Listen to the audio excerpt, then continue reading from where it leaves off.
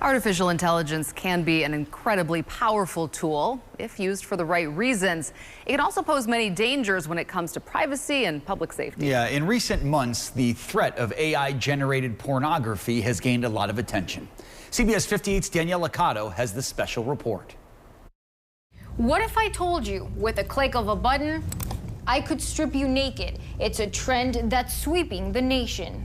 Yeah, I've heard about that happening. I know it's pretty scary. Oh, that's definitely illegal. That can cause a lot of trauma, a lot of anxiety and depression.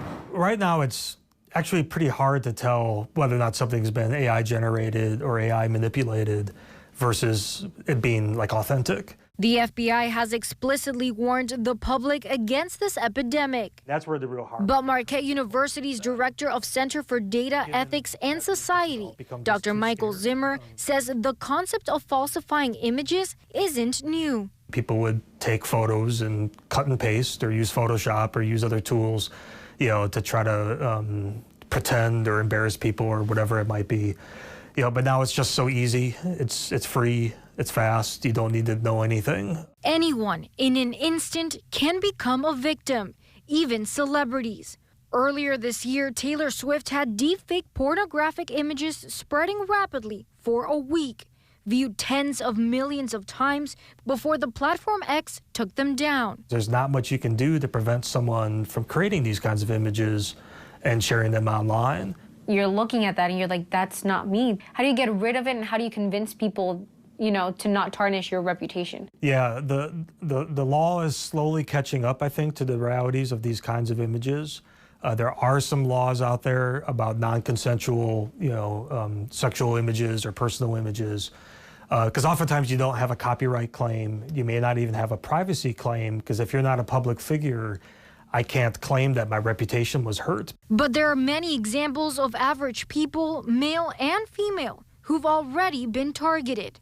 Minors, too. Any image derived from an actual image of a minor would be considered child pornography and would be covered by federal laws and other laws that prohibit that. This school year alone, cases in Washington State, New Jersey, California, and Florida made national headlines. And experts say it's not just modern bullying. In some states like Wisconsin, it's a felony. I think it's a real problem, not only the sexualization, but also the privacy. State Representative Adam Nealon, who's one of 14 members of the Wisconsin Assembly AI Task Force, says there needs to be a balance between innovation and public safety. I think there are limits to free speech. I think when it comes to misleading the public or creating images that could be exploitative, and especially when it comes to children. In fact, 2 teenage boys from Miami, Florida,